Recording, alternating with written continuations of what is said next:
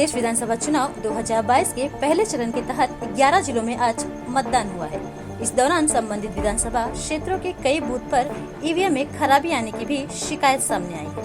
वहीं बिजनौर में अखिलेश यादव ने कहा कि भाजपा वाले गर्मी निकालने की बातें कर रहे हैं, तो मैं भी बता दे रहा हूं, इस बार यूपी में समाजवादी पार्टी गठबंधन की सरकार बनाएगी। यूपी चुनाव में अन्य जिलों के साथ बुलंदशहर में भी जमकर मतदान हुआ है, जिसमें अब तक 48.24% तक मतदान हो चुका है और कुल मिलाकर बुलंदशहर में 50.81% मतदान हो चुका है।